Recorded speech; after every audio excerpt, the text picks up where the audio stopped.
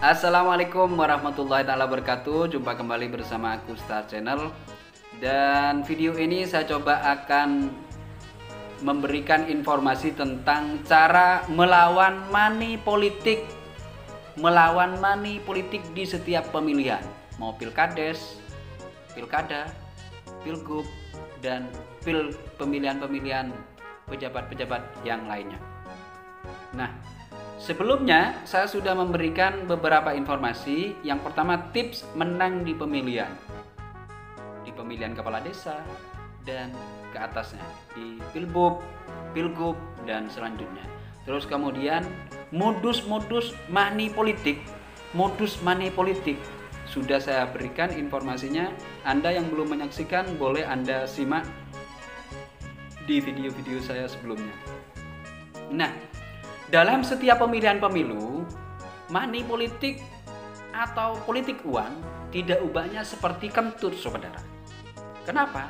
Cuma bisa tercium tanpa bisa membuktikannya. Nah, ini yang sulit. Jadi ada yang sama-sama dicurangi dengan money politik, tetapi tidak berani menuduh langsung pelakunya. Kenapa? Karena ya tadi cuma bisa dicium, oh ini ada money politik, tapi tidak bisa membuktikannya seperti apa.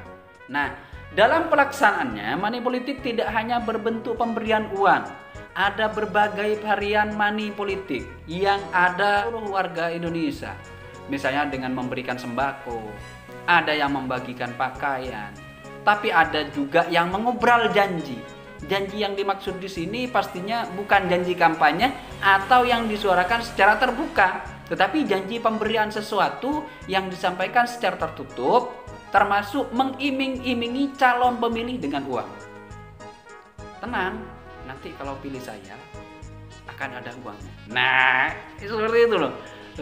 Kalau dulu money politik dilancarkan jelang TPS buka atau sebelum pukul 7. Waktu itu money politik dikenal dengan nama serangan fajar. Pagi hari atau malam sebelum hari pencoblosan, tim ses kontestan pemilu mendatangi rumah-rumah kepada calon pemilih yang bersedia mencoblos kontestan yang didukungnya. Tim sesnya langsung memberikan uang, disebut dengan serangan fajar.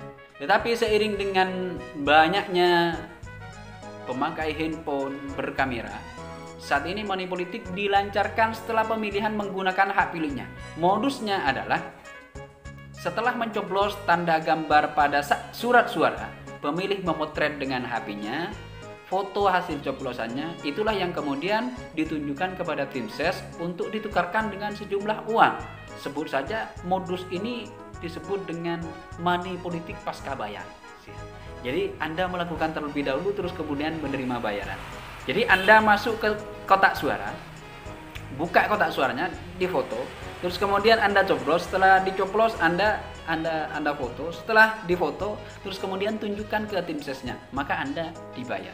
Nah, luar biasa. Jadi money politik juga bisa berupa ancaman. Jadi bukan hanya sembako, pakaian, bahkan ada yang ngobrol janji seperti yang barusan.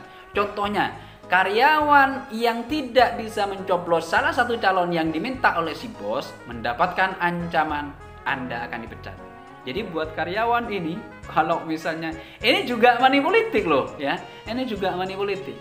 Nah sebenarnya ancaman yang seperti itu tidak boleh karena pemilihan itu sesuai dengan bebas, langsung, umum, rahasia, tidak boleh dikatakan ke siapa-siapa ya. Nah sebenarnya menurut Undang-Undang Nomor 10 Tahun 2016, pelaku money politik bisa dipidanakan. Ini bahaya dan dapat dikenai hukuman penjara antara 36 sampai 72 bulan.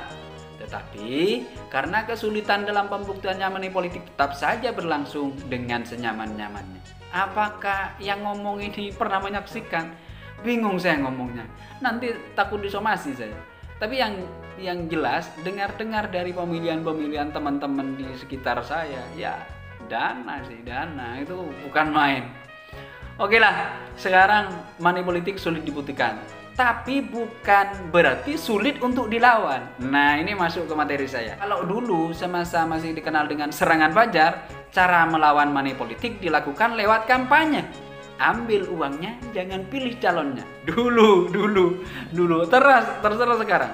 Jadi ada tim ses yang datang. Ambil uangnya, nggak usah pilih calon. Nah ini kan.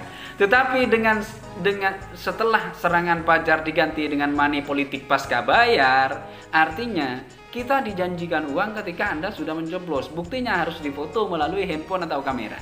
Nah, ini agak sulit lagi. Kampanye tersebut tidak akan mempan lagi. Artinya, kampanye yang saya maksudkan, ambil uangnya, jangan coblos orangnya. Kan bingung karena sudah ada bukti secara dari kamera. Karena dengan modus barunya, transaksi harus disertai dengan foto sesuai bukti pencoblosan. Jadi kuncinya adalah foto surat suara yang sudah dicoblos. Kata kuncinya. Kalau sudah begitu mau bagaimana lagi? Ayo, kira-kira dari pemilih kita. Kan kelimpungan juga kan? Bahaya juga kan? Tetapi apapun itu money politik pasca bayar harus dilawan. Dan cara pun sangat mudah. Nah, saya kasih cara ini biar masuk. Mohon maaf. Ini yang benar-benar berpendidikan dan ingin memilih sesuai dengan keinginan. Anda boleh coba atau tidak. Nah, Anda yang pertama karena diminta melalui kamera, maka Anda minta surat suara, terus kemudian coblos. Setelah dicoblos, foto. Kemudian yang kedua, potret surat suara yang dicoblos, bila perlu foto dari berbagai sudut, berarti Anda sudah sah. Terus kemudian yang ketiga, si pemesan atau si bos kalau minta kirim lewat WA atau bahkan media lainnya, Anda kirim secara langsung. Keempat, setelah dikirim fotonya, Anda kan sudah ngambil foto itu. Artinya Anda sudah tidak melanggar aturan itu dan sudah dikirim ke bosnya. Terus sekarang buka lagi surat suara itu, coblos sesuai dengan pilihan yang tidak ada embel-embel karena dukungan, ancaman dan lain sebagainya. Nah, kemudian surat suara itu sudah jadi tidak sah. Loh, ini pelanggaran Mas, masa nyuruh surat suara tidak sah. Ini untuk melawan loh, untuk melawan. Terus kemudian Anda bilang bahwa surat suara saya rusak, boleh ditukar ke KPPS-nya. Saya minta tukar dong, ini rusak surat suara saya. Nah, kemudian setelah itu Anda bebas memilih sesuai dengan keinginan Anda dan masukkan ke kotak. Ya mohon maaf, ini bukan karena saya memilih agar surat suara tidak sah semua, untuk melawan, gitu loh. Untuk melawan. Karena kalau dibiarkan warga yang jadi korban, kalau dibiarkan masyarakat yang jadi korban. Masyarakat loh yang jadi korban. Apakah ada yang demikian? Ini diambil dari cerita teman saya. Terus kemudian banyak yang mensupport saya. Udah apa-apa saya informasikan, tidak apa-apa secara publik. Boleh kalau misalnya sekarang kan sudah pasca bayar. Artinya kalau Anda dimintai bayaran, dikasih bayaran setelah Anda memilih dengan bukti butuh foto tersebut. Atau misalnya kalau pekerjaan Anda terancam oleh si bos Anda boleh lakukan cara seperti ini. Artinya otomatis surat suara tidak sah dan tidak bisa menambah suara bagi yang memesan kan. Nah, itu cara melawan. Saya tidak menganjurkan untuk tidak membuat surat suara sah, tidak. Cara melawan bagi yang sudah terdesak. Loh, kalau sudah terdesak, ada yang dari pimpinan kamu harus pilih ini. Nah, ini bisa diuji cobakan. Artinya Anda sebenarnya tidak sesuai dengan pemilihan ini. Anda sebenarnya pengen calon si B, tapi yang memaksa Anda, yang kerjasama dengan perusahaan Anda adalah si A. Otomatis Anda harus berpihak ke A. Padahal hati saudara, pilihan yang benar saudara adalah si B. Demikian. Jadi sekali lagi ini tidak bermaksud untuk membuat rusak surat suara, tidak, tapi untuk melawan money politik. Anda sebelum dimasukkan ke kotak, tukar dulu dengan surat suara yang lain, bilang surat suara saya rusak. Rusaknya di sini, kena coblos semuanya. Pasti diganti loh. Yang penting ada bukti. Ya, ini saya sarankan saran yang demikian. Ya, mudah-mudahan sukses. Ya, mudah-mudahan tidak ada money politik lah. Nah, setelah ini saya akan berikan tutorial atau informasi menang walaupun tidak bermain money politik atau politik uang. Menang pilkada tanpa dengan uang. Ini terinspirasi dari 2 kepala desa, 1 calon bupati yang tidak memakai money politik tapi menang, terpilih sebagai calon bupati, terpilih sebagai bupati, dan terpilih sebagai kepala desa. Ini penting, mudah-mudahan segera kami selesaikan. Informasinya akan segera kami ceritakan kepada saudara. Dengan apa kira-kira kok bisa menang tanpa money politik? Misalnya, apakah tidak bisa menang? Ada yang menang tanpa money politik. Bahkan musuhnya katanya menggunakan money politik.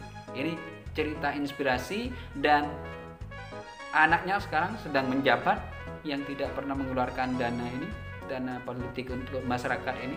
Dan kenapa sebenarnya Anda lihat di video saya selanjutnya. Saya akhiri, wassalamualaikum warahmatullahi wabarakatuh.